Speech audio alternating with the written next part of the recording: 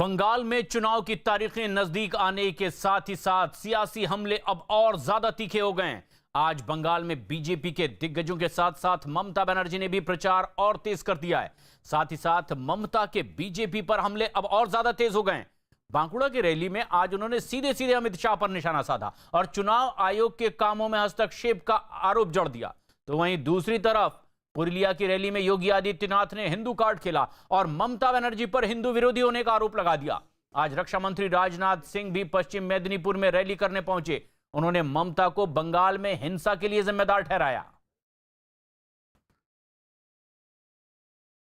BJP के star प्रचारक UP के मुख्यमंत्री योगी आदित्यनाथ आज जब पश्चिम बंगाल के पुरुलिया में चुनाव प्रचार के लिए पहुंचे तो पूरी सभा में जय श्री राम के नारे गूंज उठे। खुद योगी आदित्यनाथ ने भी ममता बनर्जी को हिंदू विरोधी करार देते हुए एक के बाद एक कई हमले किए। ममता बनर्जी के चंडी पाठ पर भी सवाल उठाए और तंज कसा। आरोप लगाया कि बंगाल की मुख्यमंत्री को जय श्री राम के नारे से चिढ़ है। इतना ही नहीं, योगी आदित्यनाथ ने टीएमसी प्रमुख को बंगाल में गो तस्करी को बढ़ावा देने का भी आरोप लगाया। यूपी के मुख्यमंत्री ने दावा किया कि 2 मई के बाद बंगाल में बीजेपी की सरकार बनेगी और जल्द ही आज का बंगाल सोनार बांग्ला में बदल जाएगा।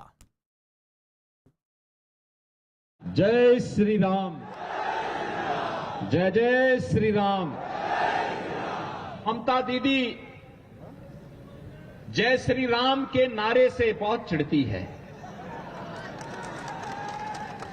और जब मैं यहां पे आया तो मेरा अभिवादन जय श्री राम कहकर के सभी लोगों ने किया।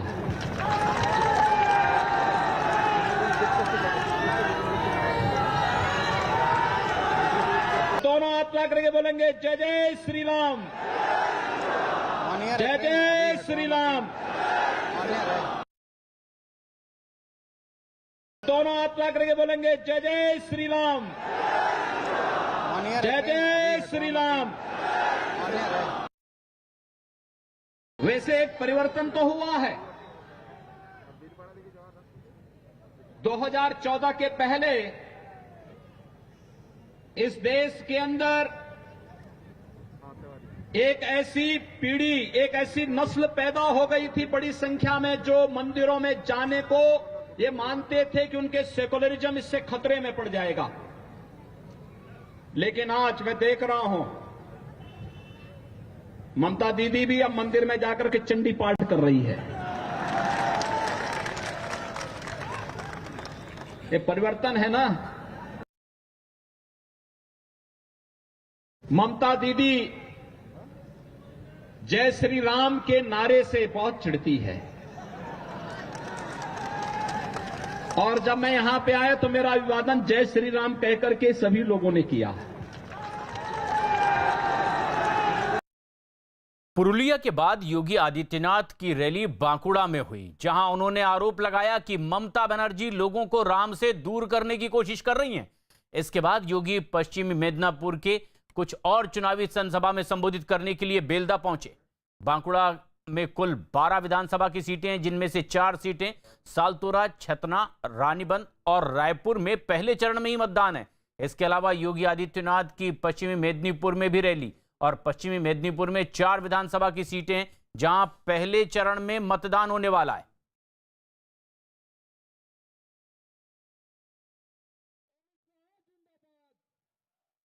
को हमारे जीवन से कोई अलग नहीं कर सकता है।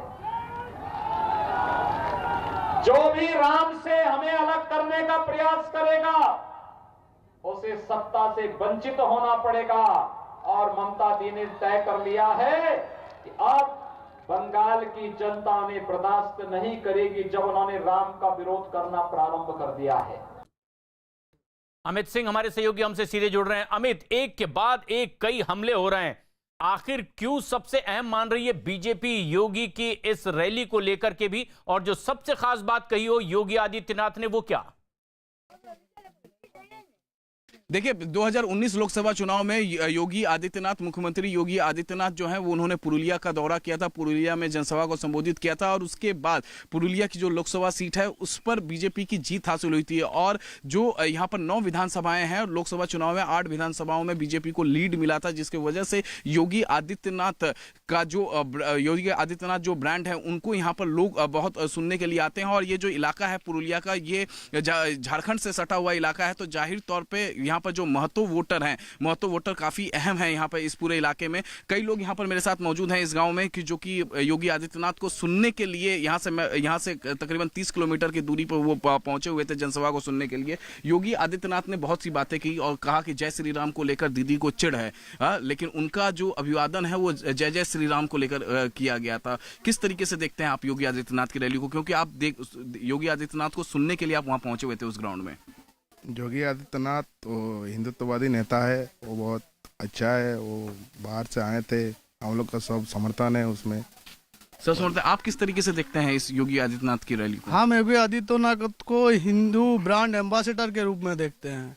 ठीक है, वो हिंदुत्व का प्रचार करने के लिए आया है। जय श्री राम का नारा में दीदी को चिढ़ लगता है, लेकिन योगी आदित्यनाथ को बड़ा अच्छा लगता है, तभी दीदी को चिढ़ लगने के लिए फिर से इन लोगों की बातें सुनकर आप अंदाजा लगा सकते हैं कि योगी आदित्यनाथ को सुनने के लिए यहाँ के इस जो पुरुलिया पूरा ये क्षेत्र है 9 विधानसभा से लोग जो हैं वो पहुंचे हुए थे बलरामपुर। वहाँ योगी आदित्यनाथ को एक ब्रांड के तौर पे यहाँ पर देखा जाता है, क्योंकि 9 विधानसभा सीटें हैं यहाँ पर और वो काफी अहम हो जाती हैं बीजेपी के लिए, और इस वजह से योगी आदित्यनाथ की यहाँ पर रैली कराई गई है। हो सकता है कि आने वाले दिनों में, क्योंकि प्रथम चरण में ही यहाँ पर वोट डालने हैं, तो जाहिर तौर पे हो सकता है कि जेपी नड्डा की भी यहाँ पर रैली हो। 18 तारीख को प्राइम मिनिस्टर नरेंद्र मोदी खुद यहाँ पर पहुंच रहे हैं, वो एक जनसभा को संबोधित करने वाले हैं। इसके बाद हो सकता है कि जेपी नड्डा का भी कार्यक्रम यहाँ पर और एक के बाद एक ऐसे बीजेपी के बड़े नेता ममता बनर्जी पर हमला कर रहे हैं, लेकिन पलटवार ममता बनर्जी की ओर से भी किया जा रहा है।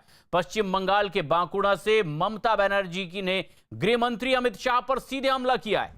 ममता बनर्जी ने रैली के दौरान सीधे अमित शाह पर चुनाव आयोग के कामों में हस्तक्षेप का आरोप लगाया। ममता बनर्जी ने आरोप यह भी लगाया कि दिल्ली से बंगाल के खिलाफ साजिश रची जा रही है, और इतना ही नहीं, ममता बनर्जी ने कहा कि जानबूझकर उनके सुरक्षा अधिकारी को हटा दिया गया है।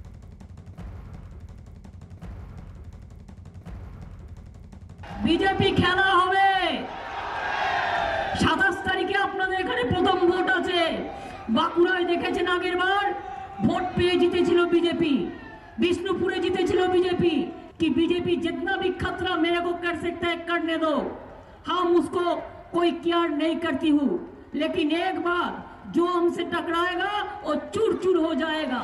जो फूल जिंदाबाद, जय बांग्ला, जय बांग्ला, जय बांग्ला। নির্বাচন কমিশন আমার শ্রদ্ধা রেখেই আমি বলছি, নির্বাচন কমিশন কে চালাচ্ছেন? অমিত শাহ বাবু আপনি চালাচ্ছেন না, তো আমার প্রশ্ন রয়ে গেছে। আমরা তো চাই ফ্রি অ্যান্ড ফেয়ার ইলেকশন হোক, কিন্তু হু ইজ অমিত শাহ? তিনি ইলেকশন কমিশনকে গাইড করবার কে? তিনি ইলেকশন কমিশনের কাজে ইন্টারফেয়ার করছেন, ডে টু ডে কাজে ইন্টারফেয়ার করছেন, আর আমাদের বিরুদ্ধে রেগুলার আমার সিকিউরিটির মেন চার্জে যে তাকে পর্যন্ত সরিয়ে দেওয়া হয়েছে। और एक बड़ा आरोप अमित शाह पर ममता बनर्जी का। अमित सिंह हमारे सहयोगी लगातार हमारे साथ बने हुए हैं। अमित, अगर ममता बनर्जी ये कह रही हैं कि इलेक्शन कमीशन अमित शाह के इशारे पर काम कर रहा है, इलेक्शन कमीशन के काम में दखलंदाजी अमित शाह कर रहे हैं, क्या वो सिर्फ मंच से कह रही हैं या बाकायदा इसके लिए तरीके से शिकायत भी की जा रही है कहीं? देखिए ये चुनावी मौसम है और इस तरीके से आरोप प्रत्यारोप चुनाव के दौरान लगते रहते हैं। जिस तरीके से चुनाव आयोग ने पिछले दिनों बैठक की और बैठक के बाद जो ममता बनर्जी को बिरुलिया मार्केट नंदीग्राम में जो चोट आई थी उसको लेकर यह बैठक की गई थी। मुख्य सचिव की तरफ से पहले रिपोर्ट चुनाव आयोग को दी गई थी और उसके बाद चुनाव आयोग के ऑब्जर्वर्स ने ये मीटिंग करके उनके जो उनकी जो सिक्योरिटी स्टाफ थे उन्हें हटाया गया, सिक्योरिटी निदेशक थे उन्हें हटाया गया। तो अब ममता बनर्जी ये आरोप लगा रहे हैं कि चुनाव आयोग जो है वो अमित शाह गृह मंत्री के कहने पर काम कर रहा है है, लेकिन चुनाव आयोग ने जैसे ही सबसे पहले तो टीएमसी की तरफ से यह शिकायत दिल्ली में की गई थी, ममता बनर्जी को जो चोट आई थी कि इसमें साजिश है, 4-5 लोगों ने धक्का मारा, और इस पर बाकायदे चुनाव आयोग ने जांच करवाई। बाकायदे इन्होंने पूर्वी लेकिन ये आरोप चुनाव आयोग पर भी हो गए और अमित शाह पर भी। लेकिन ममता बनर्जी एक तरफ बीजेपी पर हिंदू मुसलमान की राजनीति करने का भी आरोप लगा रही हैं, तो वहीं दूसरी तरफ खुद को हिंदू साबित करने में भी पीछे नहीं हट रही हैं। बांकुड़ा में आज एक बार फिर ममता बनर्जी ने दुर्गा पाठ किया है। इससे पहले नंदीग्राम की सभा में भी ममता बनर्जी ने मंच से ही चंडी पाठ किया। नंदीग्राम में ममता ने दावा किया था कि वो रोज सुबह चंडी पाठ करके ही घर से निकलती हैं। यानी साफ है, ममता बनर्जी ने बीजेपी को उसी की बिसात के जरिए मात देने की योजना बनाई। दुर्गा शिवा क्षमाधात्री साहा सदा नमस्तुते, मागो सकलेर कल्याण करो। हिंदू भाई बोनेरा उलुद आपनारा सबाई भालो थाकुन। ओम सर्वमंगला मंगल्ये शिवे सर्वार्थ साधिके शरण्ये त्र्यंबके गौरी नारायणी नमस्तुते। सृष्टि स्थिति विनाशनं शक्ति भूते सनातनी गुणश्रयी गुणमयी नारायणी नमस्तुते। शरणागत दीनार्थ परित्राण परायणे सर्वशक्तिधरे देवी। रक्षा मंत्री राजनाथ सिंह भी आज पश्चिमी मेदिनीपुर में हैं और जहां उनकी 3 रैलियां होनी है, इसमें से एक चुनावी रैली को संबोधित कर चुके हैं। दीदी के गढ़ में पहुंचकर राजनाथ सिंह ने ममता के खिलाफ हुंकार भरी और दावा किया कि चुनाव में बीजेपी 200 से ज्यादा सीटें जीतेगी। साथ ही साथ उन्होंने आरोप लगाया कि सीएम ममता बनर्जी हिंसा रोकने में नाकाम रही हैं।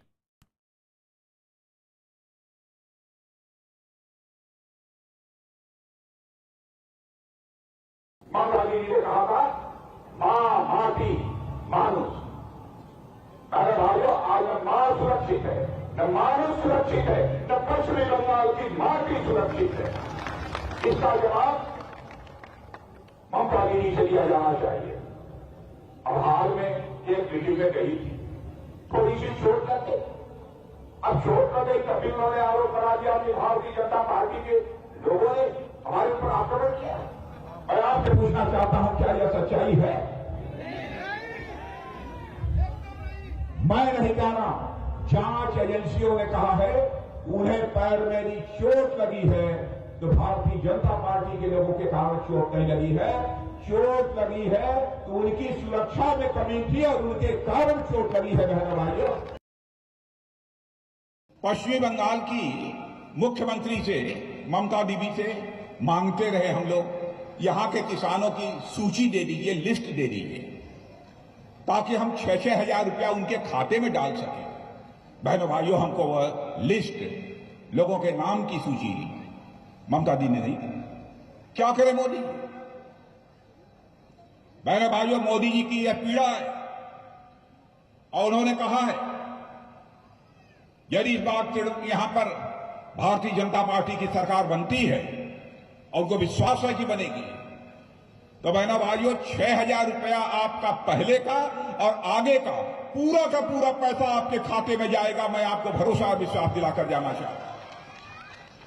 लेकिन सिर्फ राजनाथ सिंह ही नहीं, बल्कि बीजेपी के तमाम स्टारक प्रचारक इस वक्त पश्चिम बंगाल की धरती पर हैं और चुनाव प्रचार कर रहे हैं। और इसी कड़ी में खुद मोर्चा संभाला है बीजेपी के राष्ट्रीय अध्यक्ष जेपी नड्डा ने, और वो बिष्णुपुर में भी रोड शो करते हुए आगे बढ़े। बड़ी तादाद में बीजेपी के कार्यकर्ता उनका अभिवादन करने के लिए बांकुड़ा में मौजूद थे, लेकिन उनके साथ उस रथ पर सवार थे पश्चिम बंगाल के बीजेपी प्रभारी कैलाश विजयवर्गीय भी और स्थानीय उम्मीदवार भी। अमित सिंह हमारे सहयोगी लगातार हमारे साथ बने हुए हैं।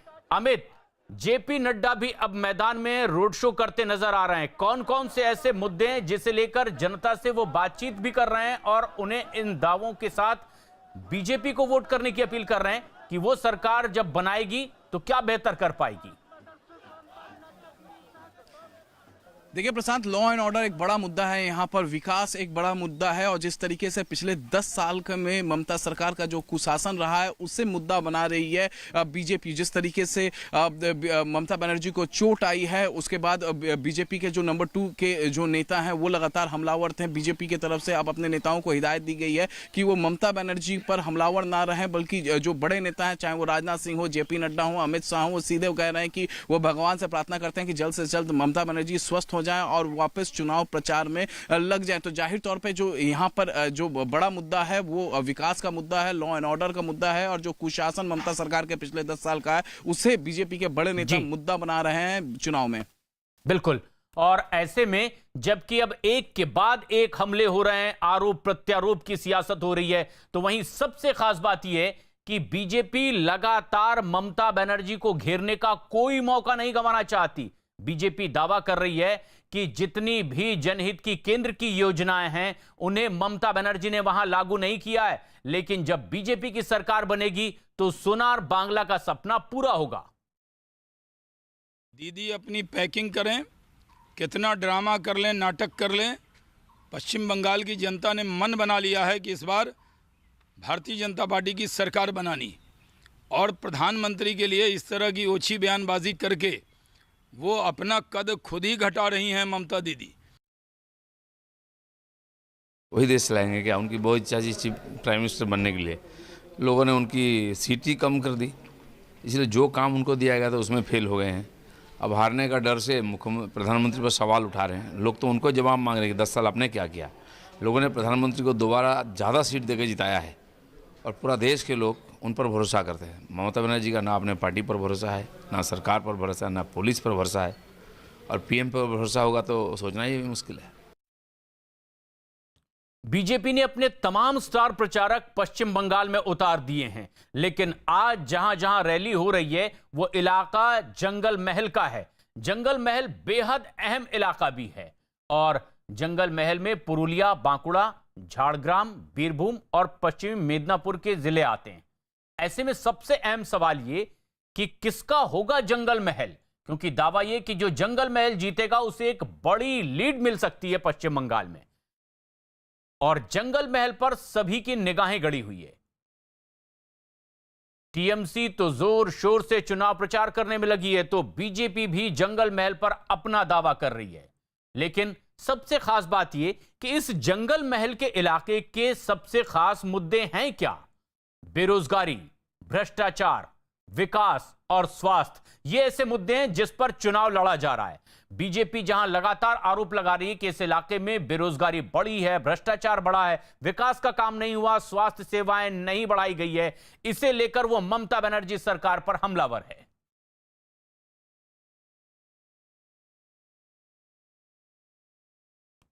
ये वो अहम मुद्दे हैं जो जंगल महल इलाके के खास मुद्दे हैं। जंगल महल वो इलाका जहां बहुतायत में आदिवासी रहते हैं। 5.8% जंगल महल में जो आदिवासी हैं वो एक बड़ी भूमिका निभाते हैं।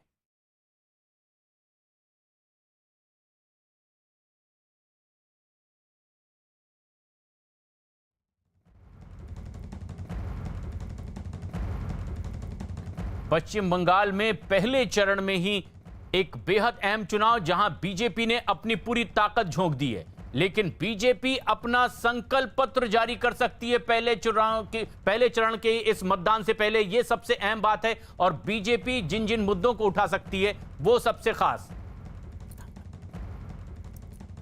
भोपाल में नाइट कर्फ्यू लगाया गया है, कोरोना से जुड़ी एक बड़ी खबर है।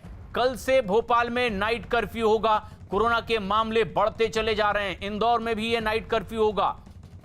ऐसे में जबकि मध्य प्रदेश में भी कोरोना के मामले तेजी से बढ़ रहे हैं, इंदौर उन्हीं में से एक। इंदौर, भोपाल, जबलपुर ऐसे कई शहर हैं जहां कोरोना के मामले बढ़ रहे हैं, इसलिए नाइट कर्फ्यू का फैसला किया गया है। भोपाल में और इंदौर में कल से नाइट कर्फ्यू होगा, यानी रात से लेकर सुबह तक कर्फ्यू लगाया जाएगा। लोगों के बाहर निकलने पर पाबंदी होगी।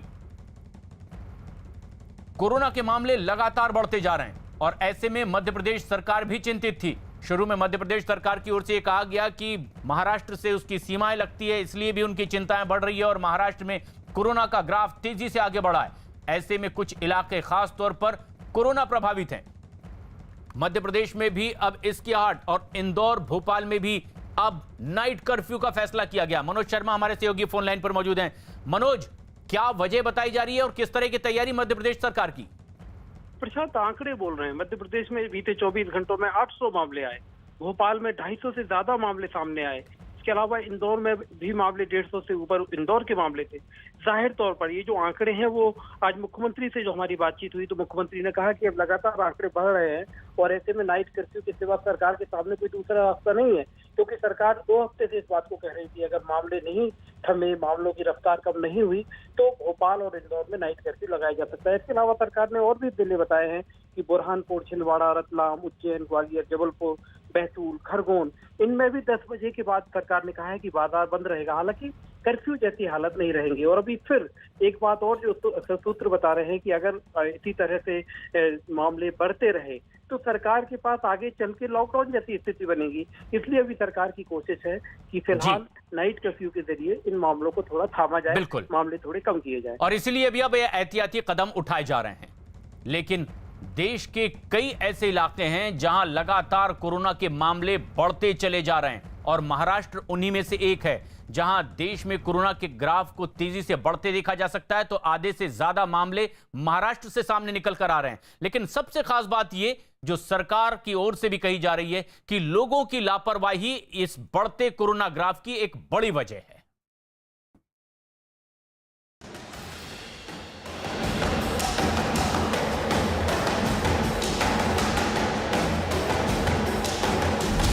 देश में फिर फटा कोरोना बम।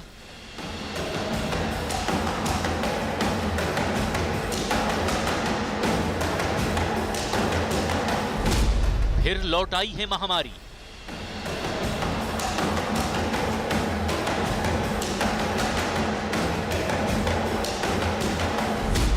विकराल हो रहा है वायरस।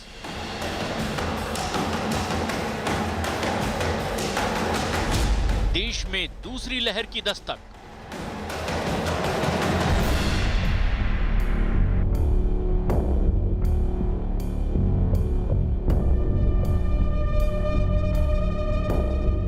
विश्व स्वास्थ्य संगठन ने कोरोना वायरस के जिस खतरे को लेकर पूरी दुनिया को आगाह किया था, वही खतरा और वही डर एक बार फिर भारत पर मंडराने लगा है। कोरोना जैसी खतरनाक महामारी पर ब्रेक लगाने के बाद एक बार फिर भारत में यह वायरस प्रचंड रूप लेता जा रहा है। देश के नक्शे पर गौर करें तो महाराष्ट्र, मध्य प्रदेश, राजस्थान, गुजरात, दिल्ली, हरियाणा, पंजाब और कर्नाटक जैसे राज्यों में इस वायरस की दोबारा दस्तक ने सत्ता और शासन को सख्ती पर मजबूर कर दिया है। बावजूद इसके लोगों की लापरवाही थमने का नाम नहीं ले रही है।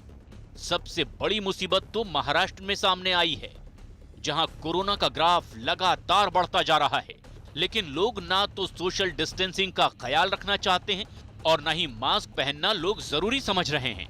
अब जरा मुंबई की दादर सब्जी मंडी का भी हाल देख लीजिए, जहां ना तो लोगों में कोरोना की दहशत का असर है और ना ही लोग वायरस की इस दूसरी लहर को गंभीरता से ले रहे हैं।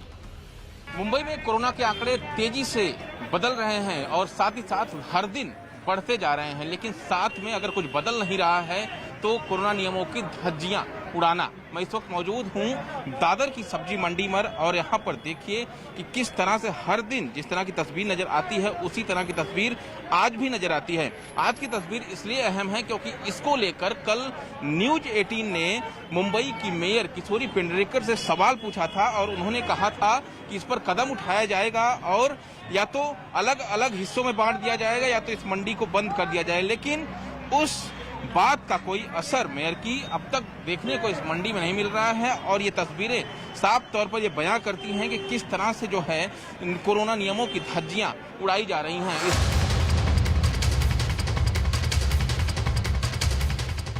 मुंबई से आए बीते 5 दिन के आंकड़ों पर जरा नजर डालिए। 11 मार्च को 1508 मरीज कोरोना के सामने आए, 4 लोगों की मौत भी हुई। 12 मार्च को 1646 कोरोना के मरीज पाए गए, 4 लोगों की कोरोना की वजह से मौत भी हुई। 13 मार्च को आंकड़ा बढ़कर 1708 तक पहुंच गया और कोरोना से 5 लोगों की जान भी गई। 14 मार्च को 1962 कोरोना के मरीज पाए गए और 7 लोगों ने कोरोना से अपनी जान भी गंवाई। 15 मार्च को 1713 कोरोना के नए मरीज सामने आए, 4 लोगों की कोरोना की वजह से मौत भी हुई। कोरोना वापसी की वजह से महाराष्ट्र में हालात और बुरे होते जा रहे हैं और यही वजह है कि महाराष्ट्र सरकार एक बार फिर सख्त कदम उठाने को मजबूर है। नई गाइडलाइंस के मुताबिक महाराष्ट्र में 31 मार्च तक सख्ती बढ़ा दी गई है। शादी समारोह में लोग ज्यादा इकट्ठा न हो, इसके लिए 50 लोगों को ही इजाजत दी गई है। अंतिम संस्कार में 20 लोग ही शामिल हो सकेंगे। दफ्तर में 50% लोगों को ही अनुमति होगी। सांस्कृतिक और राजनीतिक कार्यक्रमों पर महाराष्ट्र में रोक लगा दी गई है। हालांकि जरूरी सेवाओं से जुड़े लोगों को छूट दी गई है। बीते 9 दिन में मुंबई में कुल 13,456 नए मरीज सामने आए हैं, जबकि 40 लोगों की कोरोना की वजह से मौत भी हुई है। मुंबई में कोरोना विस्फोट के बड़े खतरे को भांपते हुए 31 चाल को कंटेनमेंट जोन में तब्दील कर दिया गया है। इन चाल में रहने वाले लोगों की संख्या 2,92,000 है। अब तक कुल 220 इमारतों को सील किया जा चुका है। इन सील इमारतों में रहने वाले लोगों की संख्या 45,000 के करीब है। अब तक कुल 3,170 मंजिलों को सील कर दिया गया है। इन मंजिलों पर रहने वालों की संख्या 5,56,000 बताई जा रही है। मुंबई में कोरोना बेड की कुल संख्या 12,998 थी, जिनमें अब इस्तेमाल किए जा रहे बेड्स की संख्या 5,240 है। यानी मौजूदा वक्त में 7,758 बेड खाली हैं। आईसीयू बेड की बात करें तो इनकी संख्या कुल 1,536 है, जिनमें 845 बेड का इस्तेमाल किया जा रहा है, जबकि 691 बेड खाली हैं।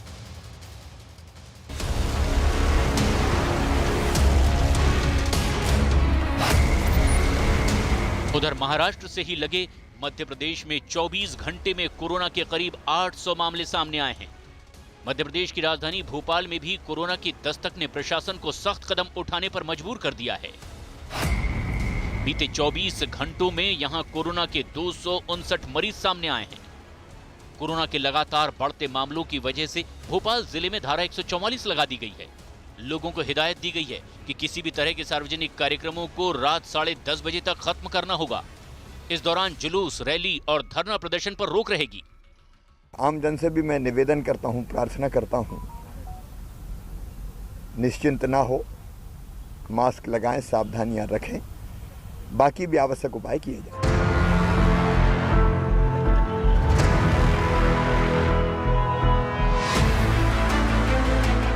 देश की राजधानी दिल्ली में भी कोरोना अपना फन दोबारा फैलाने लगा है। बीते 4 दिन से लगातार दिल्ली में हर दिन 400 से ज्यादा मरीज सामने आ रहे हैं, लेकिन लापरवाही और लोगों के बहानों ने यहां भी हदों को पार कर दिया है। देश में लगातार फिर से कोरोना के मामले बढ़ रहे हैं और राजधानी दिल्ली भी इससे अछूती नहीं है। पिछले 4 दिनों में दिल्ली में भी 400 से ज्यादा केस आ रहे हैं, जो एक समय में 100 से 150 के आसपास केसेस पहुंच गए थे। इसके पीछे वजह माना जा रहा है कोरोना नियमों में लापरवाही। इस वक्त हमारी मौजूदगी दिल्ली की गाजीपुर सब्जी मंडी में है। यहाँ की तस्वीरें अगर हम आपको दिखाएं, देखिए यहाँ पर सुबह का वक्त है और जो यहाँ मंडी में लोग खरीदार आते हैं, जो विक्रेता हैं, वो यहाँ पर अपना काम कर रहे हैं, लेकिन यहाँ आपको मास्क जो है किसी पर भी नज़र नहीं आएगा। बहुत कम लोगों ने यहाँ पर मास्क पहने हैं। इन लोगों से बात करने की कोशिश करते हैं कि आखिर इसकी वजह क्या है। मास्क नहीं पहनने, कोरोना के मामले लगातार बढ़ रहे हैं, क्यों मास्क नहीं पहन रहे? धो के रखा हूँ ना रूम, ये ना भी लगा के रहो। मास्क नहीं पहना, क्या कहेंगे? बीमारी का डर नहीं है? खाना खा रहे थे। अच्छा, खाना खा रहे थे अभी। यूपी की राजधानी लखनऊ में भी कोरोना गाइडलाइंस की लगातार अनदेखी हो रही है। हनीमैन सब्जी मंडी का हमने जब जायजा लिया तो तस्वीर पूरी तरह साफ हो गई कि आखिर क्यों कोरोना दोबारा अपने पांव पसार रहा है। महाराष्ट्र समेत देश के कई इलाकों में कोरोना के केसेस बढ़ रहे हैं, लेकिन लोग सावधानी बरतने को तैयार नहीं। इस वक्त लखनऊ के हनीमैन की मंडी में हम आप देख सकते हैं कि दूर दूर तक आपको भीड़ दिखाई देगी, लेकिन जो मास्क लगाने वाले लोगों की संख्या बहुत कम है। मास्क क्यों नहीं लगाया आपने? अरे सर लगा रहे। क्यों नहीं लगाया बताइए ना, क्योंकि केसेस जो बढ़ रहे हैं, कोविड का पालन भी करना, क्यों मास्क क्यों नहीं, बताइए ना क्यों नहीं लगाया? अरे नहीं लाए सर। कहाँ से आ रहे हैं? हम हाँ, कौन सी नगर से? मास्क क्यों नहीं लगाए? अभी कोरोना गया नहीं है। चलिए भाई अंगूठा लगा लेंगे। लगाना चाहिए ना, देखिए भीड़ है, ये दुकान वाले हैं। कितने लोग मास्क लगा के नहीं आ रहे हैं बताइए? आप भी नहीं लगाए हैं, बहुत सारे लोग भी नहीं लगाए। हाँ। लगाना चाहिए ना, लगाना चाहिए। भीड़ है, लगाते हैं, धूप के मारे खोल देते हैं। उधर पंजाब में भी कोरोना की नई लहर ने मुसीबतें बढ़ा दी है। पंजाब के 8 जिलों में नाइट कर्फ्यू लगा दिया गया है, जबकि कार्यक्रमों में सिर्फ 200 लोगों की ही इजाजत दी गई है। इतना ही नहीं, बेकाबू वायरस की वजह से बोर्ड की परीक्षाएं भी स्थगित कर दी गई हैं। एक साल से तांडव मचा रहे कोरोना पर भारत जैसे घनी आबादी वाले देश ने अच्छी खासी नकेल कस ली थी, लेकिन इस घातक वायरस के खिलाफ लापरवाही एक बार फिर से भारी पड़ती दिखाई दे रही है।